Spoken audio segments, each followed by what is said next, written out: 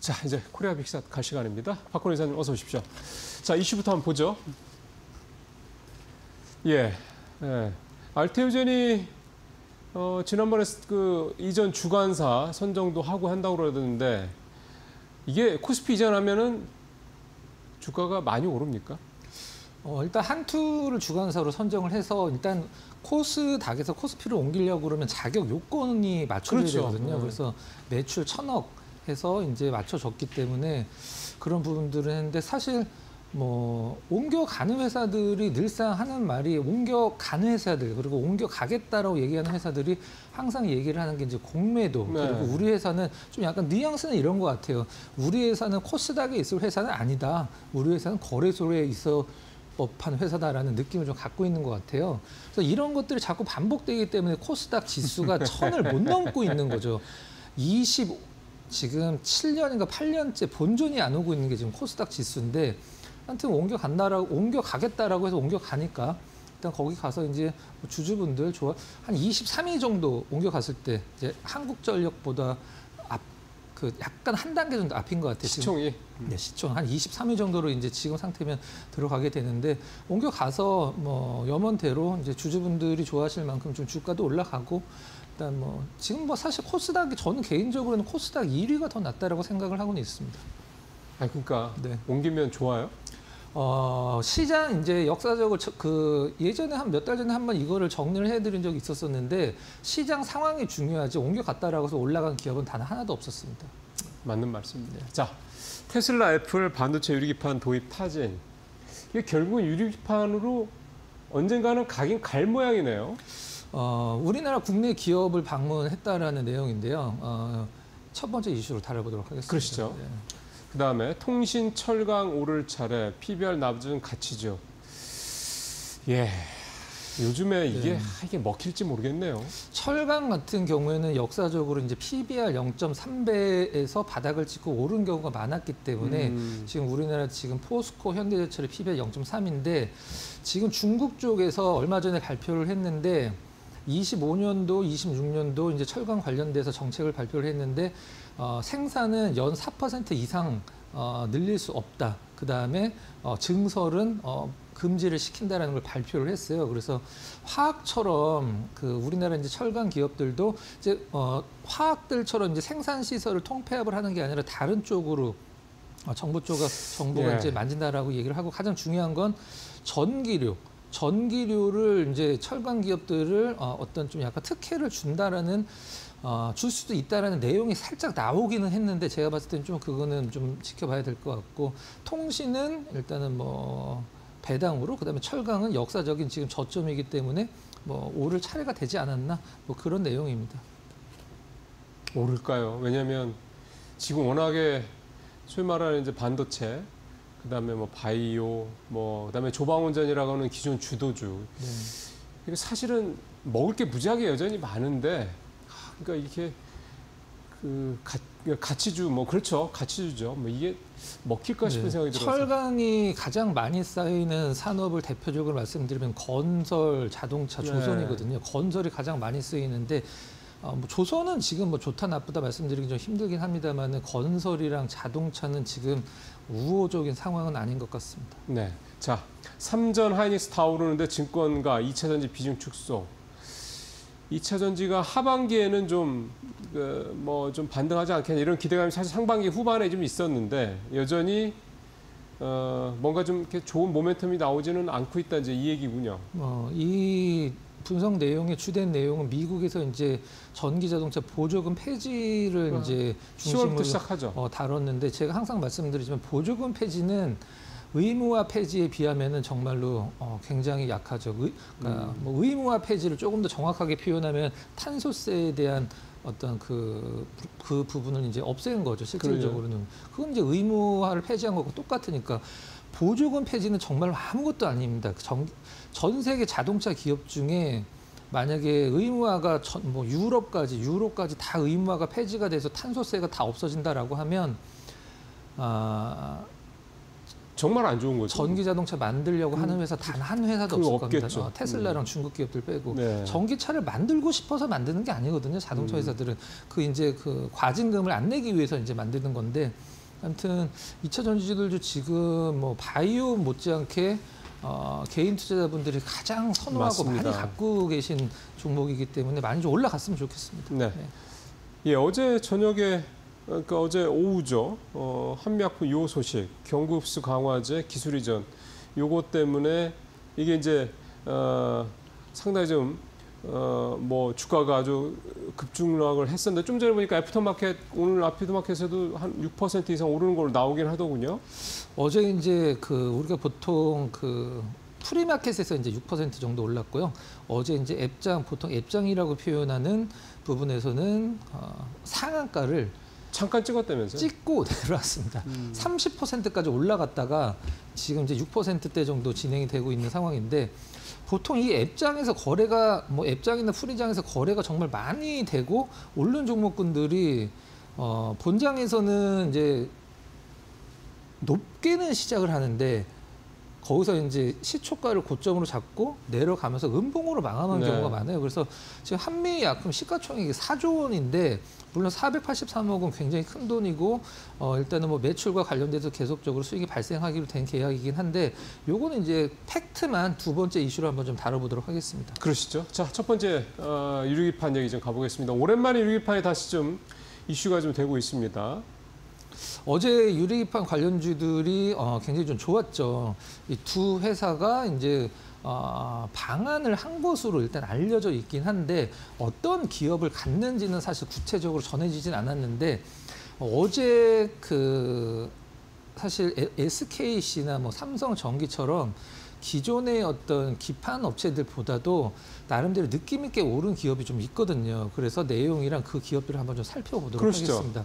일단 내용 한번 잠깐 보면 애플이랑 테슬라가 이제 최근 유리기판 제조사와 이제 접촉을 했다라고 해서 이제 기사화가 좀 됐는데, 테슬라 같은 경우는 당연히 뭐 도조라든가 아니면 이제 자율주행, 이제 FSD 칩에 유리기판 도입될 가능성이 높기 때문에 온 것 같고, 애플 같은 경우도 뭐 서버가 굉장히 많죠, 데이터 네, 센터도. 네. 그래서 이 유리기판을 활용을 하고, 이제 브로드컴이 지금 현재 애플이랑 AZ 반도체를 협력을 하고 있는데, 브로드컴은 이미 이제 유리기판 반도체 시제품을 개발을 해서 테스트 중에 있거든요. 그래서 근데 유리기판 관련주들이 아직까지는 모멘텀이긴 한데, 모멘텀이기 때문에 올라갔다가 시장에서 열기가 식으면 내려가고 그 자리죠. 뭐. 계속적으로 이렇게 움직이고 맞아요. 있는 상황인데, 이게 이제 거의 다 오긴 한 것 같습니다. 제가 봤을 때는 거의 다 오긴 한 것 같아요. 아, 그럼 이제 유리기판이 이제 실체화가 되는 게 얼추 다 온 네. 것 같다? 네네. 그래서 그런 부분들이 이제 관련 있는 주들을 제가 한 4개 정도 좀 뽑아놨고, 이 기업들이 어제 굉장히 느낌 있게 좀 올랐기 때문에 그런 기업들 한 4개 정도만 한번 추려보도록 하겠습니다. 다음 좋죠. 장 보면서. 볼까요? 일단 유명한 기업은 뺐습니다. 일단 뭐 SKC, 삼성전기 이런 기업들은 뺐어요. 일단 시장에서 어제 느낌 있게 오른 기업이 제가 봤을 때 요 4기업만 좀 느낌 있게 올랐고, 너무 뭐 그냥 여러 가지 겹쳐 있는데 유리기판에 발만 걸쳐져 있는 기업들을 뺐고, 요 4기업들이 지금 시장 중심이라고 보시면 될 것 같은데, JNTC는 워낙 유리를 많이 만지는 전문 기업이기 때문에 화웨이 그 스마트폰 강화 유리를 만드는 기업이에요. 화웨이. 네, 그리고 벤츠 보면 이 운전석서부터 조수석까지 지금 다 디스플레이로 돼 있거든요. 벤츠가요? 벤츠. 네. 운전석에서부터. 네, 조수석까지 다 디스플레이로 돼 있습니다. 아, 이렇게 조수석까지. 네, 네. 아. 그거를 JNTC가 합니다. 네, 근데 물론 뭐 유리를 가져다가 가공을 하는 거긴 한데, 코닝이 만들고 이제 JNTC 가공을 3D 가공을 하는 건데 휘어지게. 그래서 이제 유리를 잘 다루는 기업이기 때문에 JNTC는 유리 전문 회사. 네, 유리 전문 회사죠.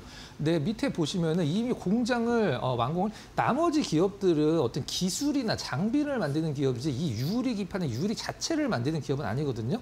근데 JNTC는 유리 자체를 이제 만드는 기업이기 때문에 이미 공장 만들어 놨고, 올해 유리기판 전용 공장을 만들었다. 네, 이미 완공을 했죠. 그래서 올해 회사는 굉장히 큰 회사입니다. 근데 좀 약간 영업이익이 좀 너무 들쑥날쑥해서 그렇지. 근데 일단 3년 내에 매출 1조 원 달성하겠다고 목표를 발표했고 TGV 분야에서 일단 뭐 200억 매출을 TGV는 우리가 보통 HBM 얘기할 때 TSV라는 SV죠. 단어가 많이 나오죠. 스루 실리콘 비아라고 이제 표현하는데 실리콘이 글래스로 바뀌기 때문에 스루 글래스 비아라고 표현을 하죠. 일단 그런 부분. 그러면 JNTC가 이 TGV 장비도 하겠다는 거예요? 그것까지는 정확히 모르겠는데 일단 그 분야에 상당한 어떤 기술이 많이 있는 걸로 좀 알려져 있습니다. 예. 장비는 이제 요쪽. 그러니까 필옵틱스하고 네. 캠트로닉스가 장비 얘기를 네. 좀 주로 한 걸로 알고 있는데. 캠트로닉스 같은 경우는 최근에 이제 피그미아를 이제 국산화 성공하면서 일본 제품보다 훨씬 더 고순도 제품을 좀 만들어 놨죠. 피그미아 같은 경우는 이제 포토 레지스트 만드는 원료가 되는 부분인데 이제 국산화를 했고 하이브리드 OLED 기술이 애플이 캠트로닉스 기술이 없으면은 플렉서블을 만들 수가 없습니다. 오로지 캠트로닉스 기술이 있기 때문에 만들 수가 있거든요. 근데 하이브리드 OLED는 무엇이냐면 리지드 OLED, 그러니까 말 그대로 딱딱한 OLED, 그다음에 플렉서블 OLED, 휘어지는. 근데 그 중간 단계가 하이브리드 OLED거든요. 근데 저게 지금 애플 패드에 지금 쓰이고 있는 기술인데 유리를 굉장히 얇게 식각을 해갖고 만드는 겁니다. 그걸 기술을 캠트로닉스가 갖고 있어요. 그래서 캠트로닉스 홈페이지 들어가면 이 유리기판과 관련돼서 자세히 설명을 해놓을 정도로 굉장히 자신감을 보여주고 있는 기업이고 CNG 하이테크는 원래 이제 CCSS, STI 같은 기업들과 이제 경쟁하는 기업인데 CCSS는 뭐냐면 센트럴 케미칼 서플라이 시스템이라고 해서 이제 반도체 공정 중에 이제 화학 용액들을 공급하는 장치들을 만드는 기업이긴 한데 이번에 올해 초 2월 달인가 이제 그 세미콘 코리아에서 완전히 주인공 노릇을 한 기업이에요.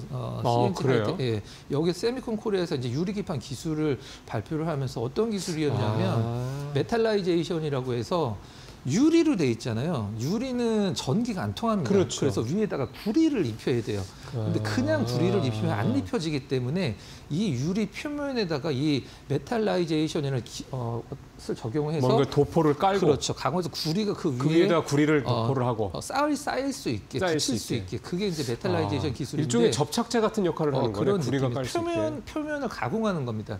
그렇게 해서 그 기술을 갖고 있는 기업인데 이 세미콘 코리아에서 완전 그 주목을 많이 받은 기업이고요. 필옵틱스는 사실 설명이 필요 없을 것 같습니다. 예. 이제 TGV 장비, 이제 뚫어주는 장비나 어떤 검사 장비까지 전부 다 갖고 있기 때문에 기술도 갖고 있고 그래서 이 세 개 기업이 네 개 기업이 어제 가장 많은 좀 그 주목을 좀 받았습니다. 필옵틱스는 그러니까 그 구멍을 뚫는 유리판에 TGV 장비를 만들고 검사 장비까지 있고 그다음에 그거를 검사까지 하는 장비도 갖고 있고 뚫은 구멍이 제대로 뚫어졌는지 하나하나 검사하는 게 아니라 이거를 전부 한꺼번에 검사를 하는 검사 장비까지. 그러니까 지네가 구멍을 뚫는 장비도 만들고 그걸 또 검사하는 장비까지. 네. 조금 뭐 굉장한 경쟁력입니다. 차트를 하나씩 좀 한번 보죠. 봐볼까요? 네.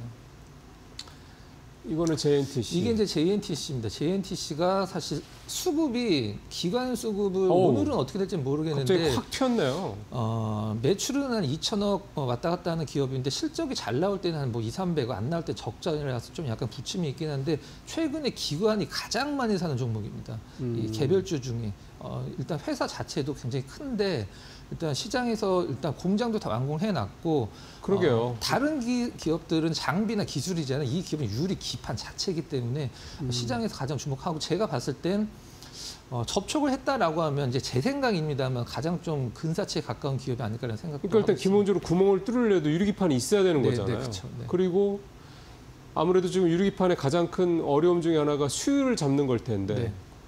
그래도 수율이 안 나와도 유리기판은 겁나게 많이 가져갈 거고 쓸 거고. 네. 그러니까 참 이게 이 JNTC가 특별하네요. 다음 장 한번 좀 봐보도록 하겠습니다.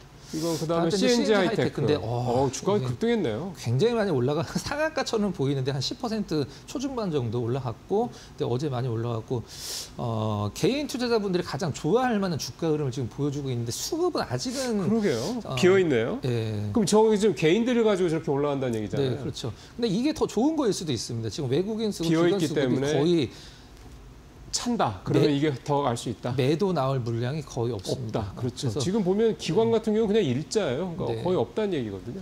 그래서 일단 시장에서는 뭐 지금 어떻게 보면 이렇게 뭐 라이징 스타, 유리 기판에서 라이징 스타 같은 느낌이기 때문에 가장 핫한 종목이 이제 CNG 하이테크입니다.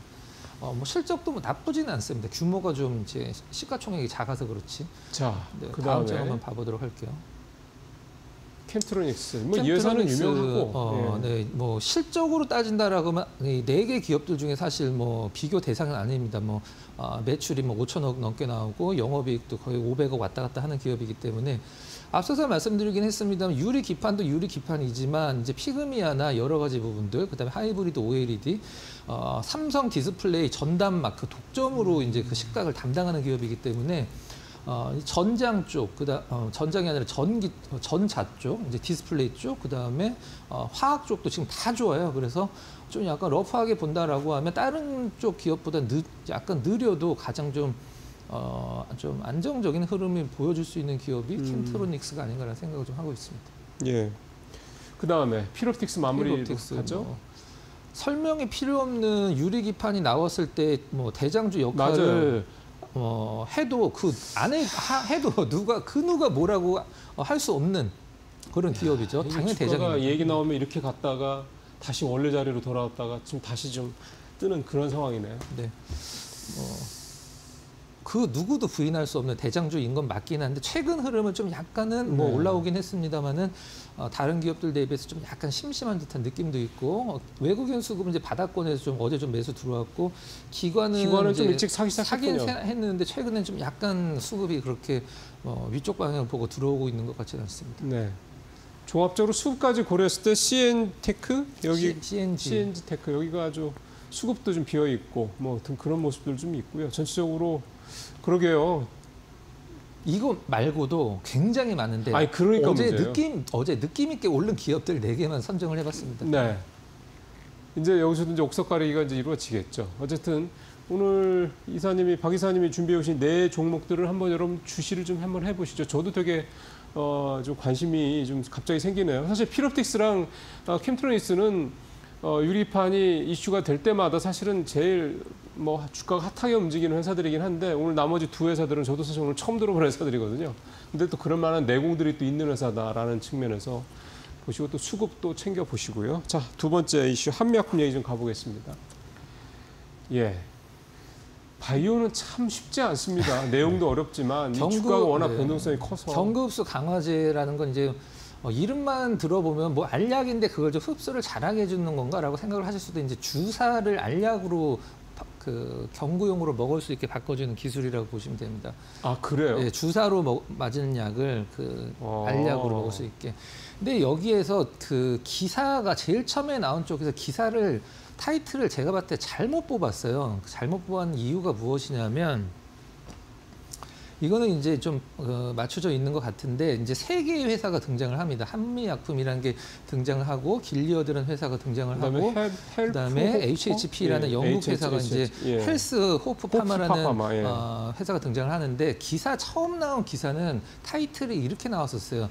한미약품, 길리어드와 헬스호프 파마의 기술 이전 이렇게 나왔었거든요. 그건 잘못됐다. 그게 잘못된 계약이죠. 원래 이 엔서퀴다라는 거에 지금 권리는 헬스호프 파마가 갖고 있습니다. 이미. 이걸 개발은 한미약품이 했고 이거를 어느 회사에다가 한미약품이 팔았는데 그 회사가 망하고 그거를 인수한 애가 헬스호프 파마더군요. 헬스호프 파마가 갖고 있기 때문에 실질적으로 한미약품과 헬스호프 파마가 길리어드의 기술이잖아요. 그렇죠. 이게 지금 맞는 표현입니다. 실질적으로는.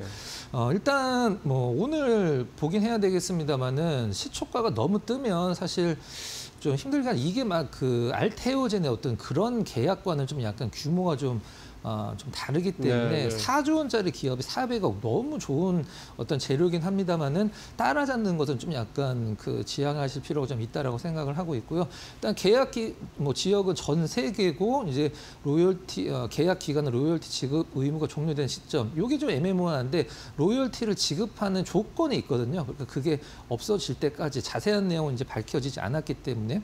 보시면 될 것 같습니다.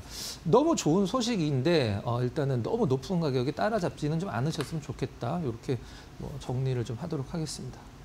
예. 한미약품이 요즘에 사실 이건 비만 얘기는 또 아니잖아요. 요즘에 네네. 한미약품이 사실 비만 치료제 중에서 제일 요즘에 좀 뜨거웠거든요. 후발주자긴 네, 하지만. 맞습니다. 근데 여기다가 이제 이거는 또 다른 또 하나의 재료가 한미약품과 관련되겠다. 한미약품이 참 작년 내내 올해 사실 지금도 사실 마찬가지입니다만 이 경영권 문제 이것 때문에 참 많이 소모된 참 힘이 에너지가 소모된 그런 회사인데 역시 이제 내공이 단단한 회사라는 걸 최근에 좀 다시 한번 느끼게 됩니다. 네. 그래서 오늘 또 박 이사님 여기 마무리하도록 하겠습니다. 수고하셨습니다.